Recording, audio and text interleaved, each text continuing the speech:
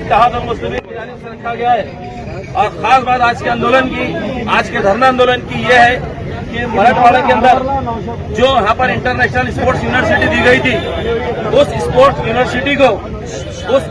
University को यहाँ से तिगड़म सरकार ने उठा के पूना को लेकर गई है वापिस।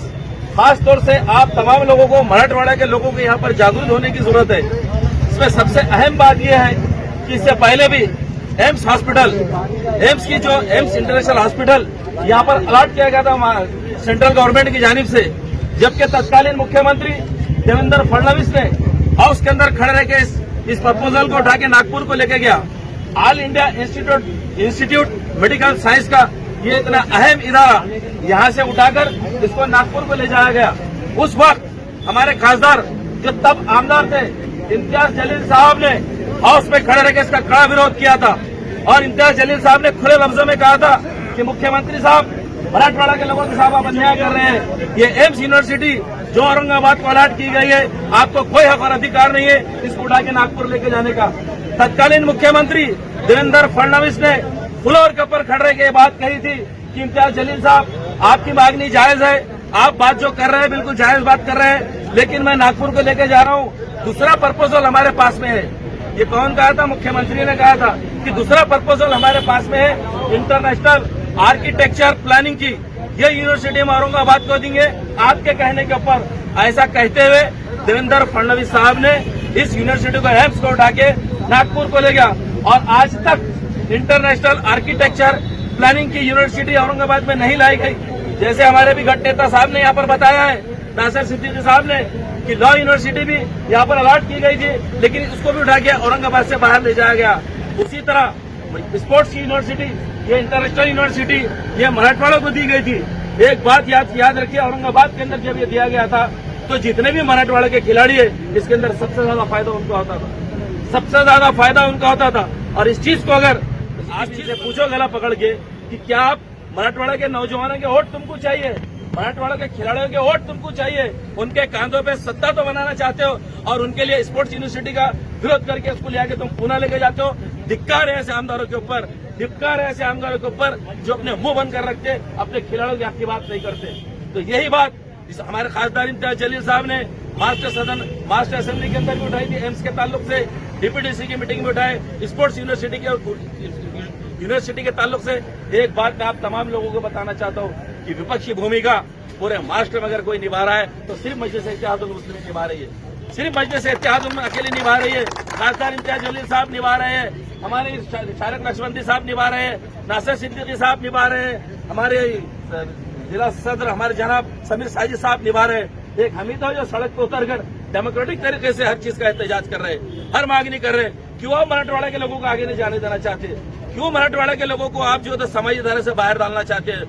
मोदी जी, आप तो कहते हैं ना सारे समाजों को एक जगह जोड़ रहे हैं, सारे समाजों को एक जगह लाना हमारा काम है, सारे क्षेत्र के हम विकास की बात कर रहे हैं। तो क्या वजह है जो औरंगाबाद और मराठवाड़ा के साथ दिन ब दिन नाइंसाफियां होती जा रही है आपकी सरकार के अंदर और ये तिगड़म सरकार के अंदर?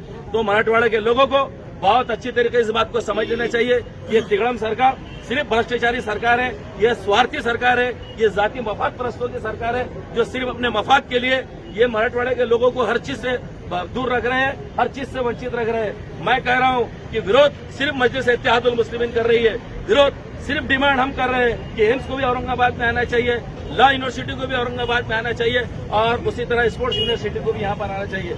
जैसा भी यहाँ पर कहा गया है कि हमारी भीड़ की एक बहन आज ओलंपिक में अपना नाम रोशन कर रही। बताइए, अगर इंटरनेशनल यूनिवर्सिटी अगर औरंगाबाद में आती थी तो मराठवाड़ा के कितने नौजवानों का फायदा था इसमें? कितने लोग अपनी काबिलियत को उभार सकते थे, कितने खिलाड़ी मैदान में आ सकते थे, वो वसाइल और वो सारी चीजें उनको मुहैया होती थी जिससे वो हर ओलंपिक के अंदर मराठवाड़ा से कई लोग जाके देश का नाम रोशन करते थे और मेडल जीत के लेके आते थे। लेकिन ये तिगड़म सरकार सिर्फ जातीय स्वार्थ के अंदर अपने अंधी हो चुकी है। और मैं कहता हूँ शहर औरंगाबाद के और मराठवाड़ा के लोगों से कि आने वाले इलेक्शनों में आप ये तिगड़म सरकार के लोग जब तुमसे वोट मांगने आए, इनका गला पकड़ के पूछो कि एम्स नागपुर को क्यों गया, इनसे गला पकड़ के पूछो कि इंटरनेशनल यूनिवर्सिटी पूना को क्यों गई, इनसे गला पकड़ के पूछो कि लॉ यूनिवर्सिटी औरंगाबाद के बाहर क्यों गई। अगर इन सवालों का जवाब उनके पास नहीं है तो पलटा के उनको एक किक मारो और जो आपकी बात को उठाता है, जो आपके लिए लड़ता है, जो आपके लिए धरना आंदोलन करता है, आपके वसाइलों के लिए लड़ता है, उनको वोट देने के बारे में आप सोचो, उनको सियासी तौर पर साथ देने के बारे में आप सोचो। इसलिए हमारा कहना यह है कि अजीत पवार साहब ने स्पोर्ट्स यूनिवर्सिटी को बड़ी चतुराई से शिवसेना वालों को बेवकूफ बना के, उसी के साथ साथ कांग्रेस वालों को बेवकूफ बना के इन्होंने इस यूनिवर्सिटी को उठा के पूना को लेके चले गए। मेरे को आप बताइए आप कि पूना के अंदर स्पोर्ट्स का इतना बड़ा इंफ्रास्ट्रक्चर है कि वहां पर मेरे को नहीं लगता था इस यूनिवर्सिटी की कोई जरूरत थी। और वाकई में जब यहाँ अलॉट किया गया था औरंगाबाद के लिए तो मराठवाड़े के अंदर के खिलाड़ियों को मद्देनजर रखते हुए रखा गया था। इस चीज का विरोध सिर्फ एमआईएम कर रही है और बाकी क्या और आमदार यहाँ पर नहीं है? मराठवाड़े में क्या और आमदार खासदार नहीं है? वो लोग नहीं चाहते कि नौजवान खिलाड़ी बने, वो लोग नहीं चाहते कि टैलेंट जिनका उनका उभर के सामने आए, वो नहीं चाहते कि सलाह जिनके सामने उठ के आए। मेरे अजीज साथियों और दोस्तों, इस समझने की बात है कि सियासत सिर्फ स्वार्थ का चल रहा है, राजनीति सिर्फ स्वार्थ की चल रही है, जाति मफाद परस्ती की चल रही है। और ये तिगड़म सरकार भर अब्दुल्ला गुड़ थैले में का धंधा कर रही है, ये सिर्फ भर अब्दुल्ला गुड़ थैले में का काम कर रही है। ये सरकार ये लोगों के जनहित की सरकार नहीं है, ये खिलाड़ियों के हित की सरकार नहीं है। पढ़े लिखे नौजवान जो मेडिकल के अंदर जाके अपने सलाहियत उभार सकते थे, ये इनकी हित की सरकार नहीं है। देवेंद्र फडणवीस साहब, आपने झूठ बोल के एम्स को नागपुर ले गए और कोई आपने इंटरनेशनल आर्किटेक्चर प्लानिंग की यहाँ पर कोई यूनिवर्सिटी नहीं दी, आपने बेवकूफ बनाया है, आपने धोखा दिया है मराठवाड़े की जनता को। उसी तरह सबसे बड़ा छल और सबसे बड़ा कपट अगर कहीं दिख के आया है तो इस सरकार के अंदर दिख के आया है कि जो यूनिवर्सिटी यहाँ पर अलॉट हुई थी स्पोर्ट्स की, ये राष्ट्रवादी वाले, ये एनसीपी वाले बहुत धाड़े मार मार के बोलते हम सबका साथ सबका विकास करेंगे। पूछो इनसे, इनके गिरेबान पकड़ के कि यूनिवर्सिटी यहाँ की अलॉट हुई थी, जहाँ जरूरत नहीं पुणे में क्यों लेके गए? इनसे पूछना पड़ेगा, जनता को सामने आना पड़ेगा, खिलाड़ियों को सामने आना पड़ेगा, तमाम लोगों को सामने आना पड़ेगा और इनकी पॉलिसी के खिलाफ, इनकी जो राजनीति है इसके खिलाफ सड़कों पर उतर कर लोकशाही मार्ग से हमको आंदोलन करना पड़ेगा, इनका विरोध करना पड़ेगा। खासदार इम्तियाज जलील साहब ने आज ये हमारा कार्यक्रम रखने की जो हिदायत दी थी, इसके ऊपर शाहिद नक्शबंदी साहब, नासिर सिद्दीकी साहब, हमारे जनाब समीर साइदी साहब यहाँ पर मौजूद है। तमाम कार्यकर्ताओं का मैं आभार मानने करता हूँ कि आप तमाम ने इसके अंदर सहभाग किया है।